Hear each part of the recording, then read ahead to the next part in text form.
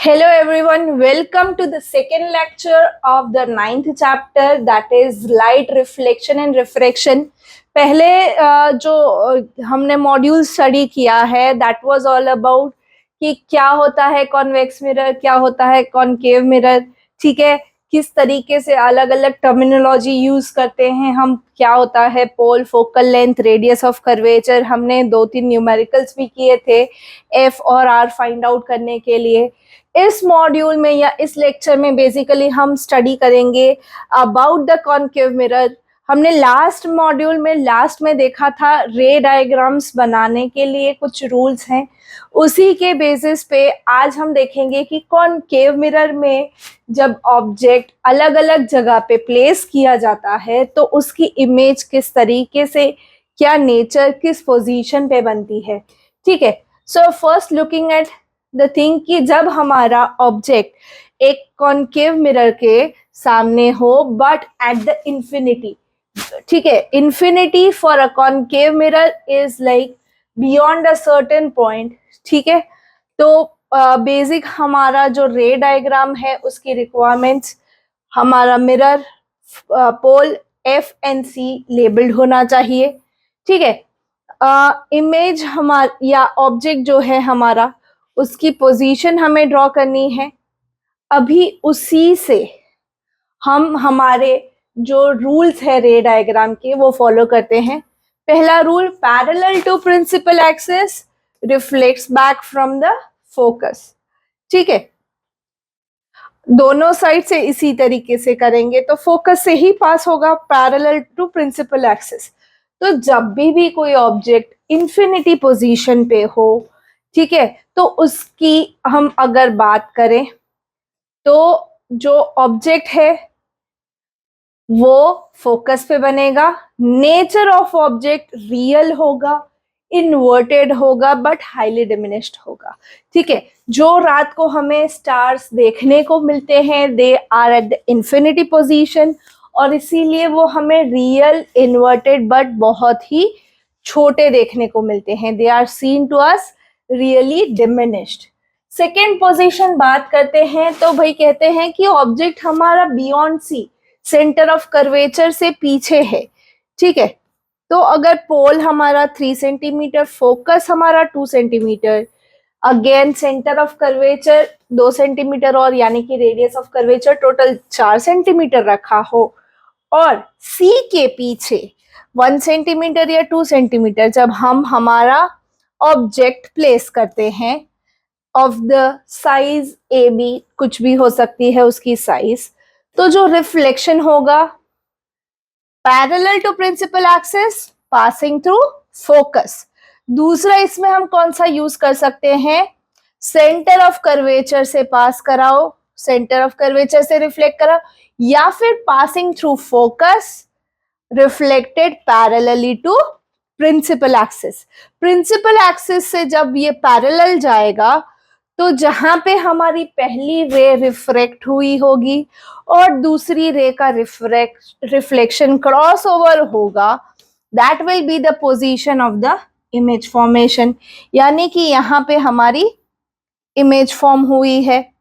ठीक है, जो कि इनवर्टेड है. ऑब्जेक्ट मेरा ऐसा था, इमेज मेरी ऐसी है, सो विच इज रियल इनवर्टेड. ठीक है, बट नॉट सो डिमिनिश्ड. छोटी है पर इतनी भी छोटी नहीं है. और कहाँ पे इमेज फॉर्म होगी, between C and F, F और सी के बीच में ये इमेज फॉर्म होगी. ठीक है, सो क्या है बात भाई कि जब मेरा मिरर कॉनकेव हो, ऑब्जेक्ट मेरा सी के पीछे हो, जो ray parallel to principal axis आएगी फोकस से पास होगी, फोकस से आके पैरेलल टू प्रिंसिपल एक्सिस जाएगी और जहां पे ये दोनों रिफ्लेक्टेड रे का क्रॉसओवर होगा वो पोजीशन मेरी इमेज फॉर्मेशन होगी. ठीक है, कहाँ पे है, बिटवीन सी एंड एफ. कैसा इमेज बनाता है, रियल, इन्वर्टेड एंड डिमिनिश्ड बनाता है. अभी नेक्स्ट पोजीशन समझते हैं. जब मैं ऑब्जेक्ट सी पे यानी कि सेंटर ऑफ कर्वेचर पे ही रखती हूं, ठीक है, तो समझो जब मैं सी पे ऑब्जेक्ट रखती हूं तो क्या होता है ना, parallel to principal axis passing through focus, focus से पास करो parallel to principal axis. Again जहां पे क्रॉसओवर हो रहा है that will be the image. ठीक है, तो जब ऑब्जेक्ट सी पे रखते हैं तो इमेज फॉर्मेशन भी सी पे होता है and it is exactly of the same size.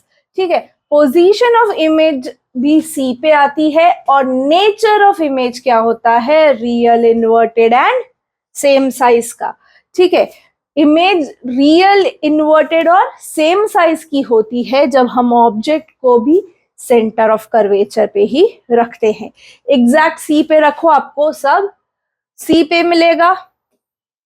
अभी जब ऑब्जेक्ट एफ और सी के बीच में हो, यानी कि हम ऑब्जेक्ट थोड़ा और नजदीक लेके जा रहे हैं, बिटवीन एफ एंड सी जब आता है मेरा ऑब्जेक्ट, ठीक है, तो यहां पे हम देखेंगे parallel to principal axis passing through focus, passing through focus parallel to principal axis. यहां पे मेरी इमेज के लिए जो क्रॉसओवर हो रहा है रिफ्लेक्टेड रेस का, वो बियॉन्ड सी है, सी के पीछे बन रहा है मेरी इमेज। और अगर आप साइज देखो तो वो मैग्निफाइड होगी, ऑब्जेक्ट साइज से ज्यादा होगी। ठीक है, तो इमेज की पोजीशन बियॉन्ड सी है, बट कैसी इमेज है, रियल, इन्वर्टेड होगी और मैग्निफाइड होगी। ठीक है, जब भी ऑब्जेक्ट एफ एंड सी के बीच में होगा तो उसकी इमेज बियॉन्ड सी बनेगी, जो कि रियल इन्वर्टेड ही रहेगी बट मैग्निफाई हो जाएगी, साइज उसकी बड़ी हो जाएगी। ठीक है, फिर जब ऑब्जेक्ट मेरा फोकस पे होता है, ठीक है, सबसे पहला केस हमने क्या पढ़ा था, जब ऑब्जेक्ट इंफिनिटी पे होता है, फिर हम थोड़ा सी के पीछे लाए, फिर एग्जैक्ट सी लाए, फिर एफ एंड सी। अब नेक्स्ट केस है जब मेरा ऑब्जेक्ट एग्जैक्टली एट फोकस होगा। एग्जैक्टली एट फोकस पे मेरा जो इमेज फॉर्मेशन है वो देखो दोस्तों कहाँ पे बनता है, parallel to principal axis passing through focus. ठीक है, तो फोकस से ही वो सीधा सीधा, और यहाँ पे अगर हम सेंटर ऑफ कर्वेचर से पास होती हुई रे देखें तो वो वही रास्ता ट्रेस बैक करेगी, जो जाके मिलेगा कहीं दूर इंफिनिटी पे। तो यहाँ पे इमेज की जो पोजीशन है वो इंफिनिटी पे बन रही है, बट कैसी इमेज बनती है, रियल है, इन्वर्टेड है और हाईली मैग्निफाइड है, बहुत बड़ी बड़ी इमेजेस बनती हैं। ठीक है, जब ऑब्जेक्ट होता है at the position F. Clear? अभी नेक्स्ट बात करते हैं जब मेरा ऑब्जेक्ट पी एंड एफ के बीच में हो। अभी तक हम एफ तक आए थे, फोकस तक आए थे, अब पी और एफ के बीच में जब मेरा ऑब्जेक्ट रखा गया हो तो passing through parallel to principal axis focus से पास होगी।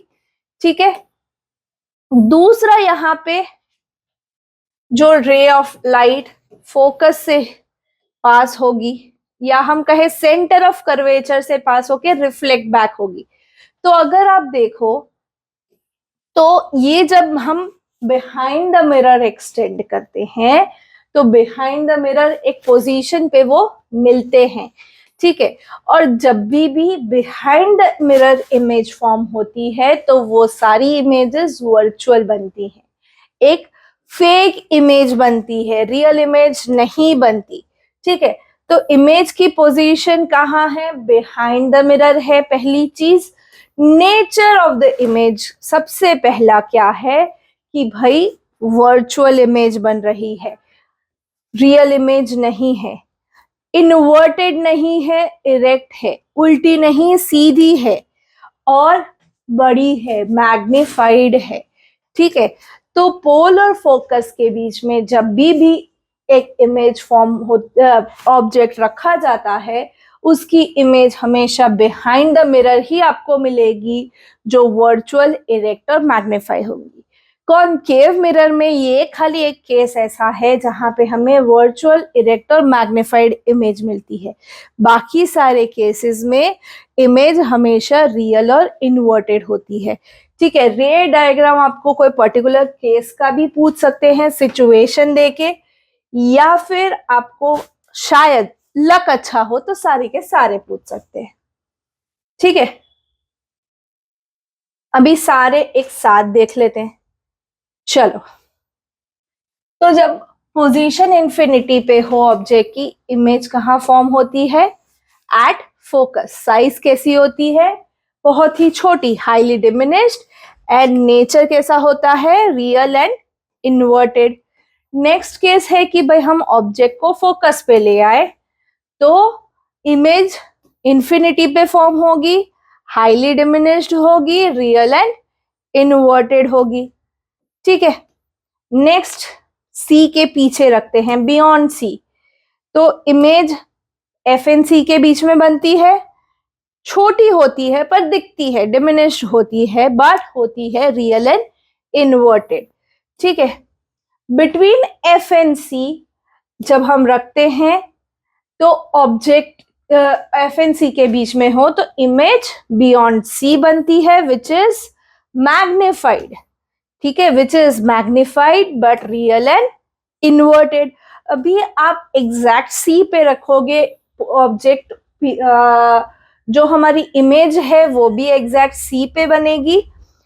कैसी होगी? सेम साइज की होगी बट रियल एंड इन्वर्टेड होगी। लास्ट केस डिस्कस करते हैं बिटवीन पी एंड एफ। अगर हम बात करें, हमारा ऑब्जेक्ट है तो इमेज बिहाइंड द मिरर बनती है। ठीक है, which is virtual, erect and magnified. ठीक है, तो ये आपको टेबुलर फॉर्मेट याद होना चाहिए कि भाई ऑब्जेक्ट इंफिनिटी पे हो तो इमेज कहाँ बनती है, कैसी बनती है, साइज क्या है, नेचर क्या है। ठीक है, ये रे डायग्राम्स आपको न्यूमेरिकल सॉल्व करने के लिए भी बहुत काम आएंगे। देखो, यहाँ पे बात करते हैं, एक न्यूमेरिकल मैंने ऐसा लिया है, कॉनकेव मिरर की फोकल लेंथ 10 सेंटीमीटर है। Where should an object be placed in front of a concave mirror so as to obtain image which is real, inverted and same size का? किस केस में मिलता है? जब हम ऑब्जेक्ट को सी पे रखते हैं, सेंटर ऑफ कर्वेचर पे रखते हैं, तो हमें रियल, इन्वर्टेड, सेम साइज का मिलता है, पहली चीज। ठीक है, तो हमें ऑब्जेक्ट को सी पे रखना पड़ेगा। हमें क्या दिया है? खाली फोकल लेंथ 10 दिया है। अभी ये जो सेंटर ऑफ कर्वेचर है वो कहाँ होगा? सेंटर ऑफ कर्वेचर कितने डिस्टेंस पे? तो भाई बोले जो रेडियस ऑफ कर्वेचर होता है वो सेंटर ऑफ कर्वेचर होता है। तो हम पहले लिखते थे r इक्वल्स टू 2f, यहाँ पे centre of curvature is twice of focal length. ठीक है, तो फोकल लेंथ अगर 10 है तो हमारा सेंटर ऑफ कर्वेचर 20 होना चाहिए, 20 सेंटीमीटर। ठीक है, यानी कि अगर मैं मेरा ऑब्जेक्ट 20 सेंटीमीटर एग्जैक्ट रखती हूं तो उसका इमेज मुझे real, inverted and of the same size मिलेगा। ये आपको कैसे स्ट्राइक डाउन होगा? If you are remembering the 6 cases, आपको अगर 6 के 6 केस याद रहते हैं तो इजीली इस तरीके के क्वेश्चंस आप सॉल्व कर पाएंगे। ठीक है, अभी अगर हम नेक्स्ट चीज देखें, we wish to obtain an erect image of an object using a concave mirror of focal length 15 centimetre. Concave mirror में हमें इरेक्ट इमेज चाहिए। कौन से केस में आती है? when it is between focus and the pole. What should be the range of distance of the object from the mirror?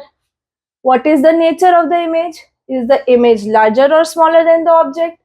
Draw a ray diagram. ठीक है, चलो पहले समझते हैं क्या है कि भाई मुझे ऑब्जेक्ट कहाँ रखना है। चाहिए मुझे image erect, focal length 15 centimetre दी है, तो अगर मुझे इरेक्ट इमेज चाहिए तो मुझे 15 सेंटीमीटर से कम डिस्टेंस में उसको प्लेस करना पड़ेगा, तभी वो वर्चुअल इरेक्ट आएगी। क्यों? क्योंकि अगर हम बात करते हैं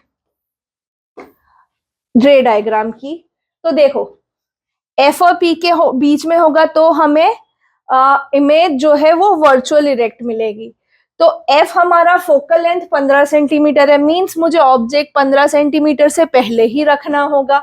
जब मैं 15 सेंटीमीटर से पहले रखती हूँ तो नेचर क्या मिल जाता है, वर्चुअल इरेक्ट मिल जाता है। ठीक है, इमेज हमें इस केस में कैसी मिलती है, मैग्निफाइड मिलती है। और रे डायग्राम ये हमने केस में ड्रॉ करा हुआ है। ठीक है, तो इस तरीके क्वेश्चंस आपको 3 मार्क के अंदर भी पूछे जाते हैं। चलो, यहाँ पे सुनीता का केस लिया है। Sunita takes a mirror which is depressed at the center and mounted on a mirror stand. Mirror stand पे वो उसने पोजीशन किया है। And erect an enlarged image of her face is formed. She places the mirror on a stand along a meter scale of 15 centimeter mark. In the front of mirror, she mounts a wide screen and moves it back and forth. ठीक है, along the mirror scale till a sharp, well-defined inverted image of a distant tree is formed on the screen at 35 centimeter mark. Name the mirror and find its focal length. Why does Sunita get sharp image of the distant building at 35 centimeter? देखो, एक mirror लिया है विच is depressed, ठीक है, तो उसके basis पे concave mirror समझ आता है हमें। ठीक है,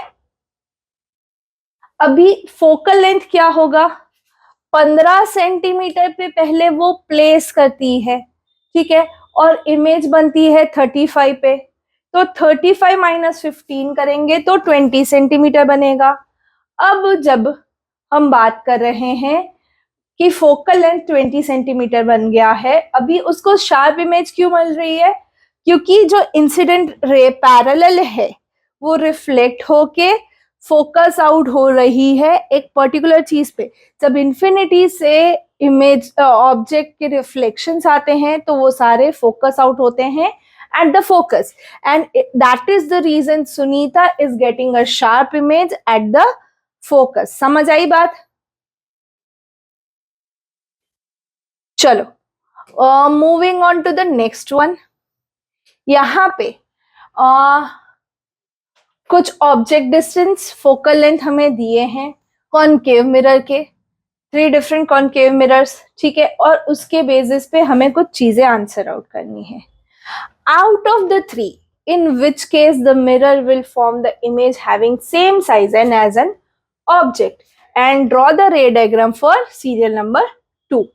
ठीक है, चलो, सेम साइज ऑफ ऑब्जेक्ट होने के लिए क्या होना चाहिए, कहां पे प्लेस होना चाहिए ऑब्जेक्ट डिस्टेंस, एट सी। अब आपको वो कैसे पता चलेगा कि एट सी पे कौन सी पोजीशन आ रही है। ठीक है, तो एक फॉर्मूला जो है हमारा कि C equals to 2 times of F, तो ये रिलेशंस में ऑब्जेक्ट डिस्टेंस और फोकल लेंथ में आप ऑब्जर्व करिए कि कौन सा ऐसा है जो डबल अप है। ठीक है, कौन सा ऐसा है कि जो डबल अप है। 20-30 पॉसिबल नहीं है, 15-10 पॉसिबल नहीं है, 15 से कम है 10 means it is between P and F। ये 20 बिटवीन C एंड F है, ये एग्जैक्ट डबल अप हो रहा है। यानी कि अगर मेरा ऑब्जेक्ट मैं 20 पे रखूं, ऑब्जेक्ट डिस्टेंस 20 है, यानी कि I am putting it at C, मैं उसको C पे रखती हूं तभी I will get the same image. ठीक है, सेम साइज की इमेज। दूसरा, ड्रॉ द रे डायग्राम फॉर सीरियल नंबर 2। जैसे मैंने आपको देख के बोला कि भाई 15 सेंटीमीटर फोकल लेंथ है, ऑब्जेक्ट 10 सेंटीमीटर पे प्लेस किया है, so it will be between P and F। तो इमेज बिहाइंड द मिरर बनेगी, वर्चुअल इरेक्ट एंड मैग्निफाइड होगी। ठीक है, या अब आगे हम देखते हैं कि हमारे कॉनकेव मिरर्स किस चीज में यूज होते हैं। ठीक है, ये मिरर्स हम डे टू डे लाइफ में यूज करते हैं। सबसे पहले टॉर्च लाइट्स, या हम कहें जो सर्च लाइट्स होती हैं, व्हीकल्स की हेडलाइट्स होती हैं, जहां पे हमें वाइड स्पैन देखना होता है पैरेलल बीम ऑफ लाइट के थ्रू, वहां पे यूज होती हैं।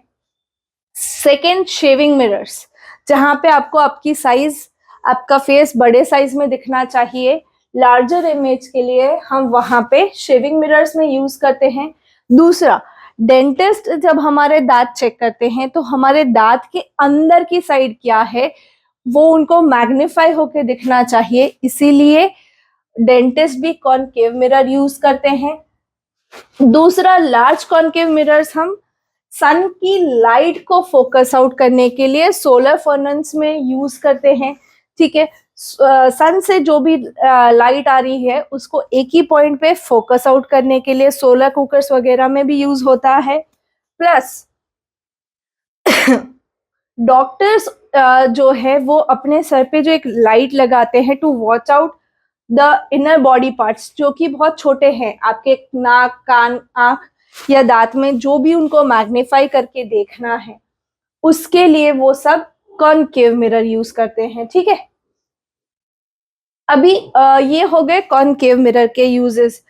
हमने इस मॉड्यूल में देखा कॉनकेव मिरर में कैसे अलग अलग पोजीशन पे हम ऑब्जेक्ट रख के हमारी इमेज कहाँ फॉर्म्ड होती है। ठीक है, फिर कुछ न्यूमेरिकल सॉल्व आउट किए, जिसके न्यूमेरिकल इन द सेंस यहाँ पे हमने ऐसे क्वेश्चंस लिए जिससे हमें पोजीशन ऑब्जर्व करके इमेज कहाँ फॉर्म होती है वो ऑब्जर्व करना था। And the next one was uses of concave mirror, कहाँ कहाँ हम डे टू डे लाइफ में कॉनकेव मिरर यूज करते हैं। नेक्स्ट मॉड्यूल में हम मिलेंगे विद द कॉन्वेक्स मिरर। ठीक है।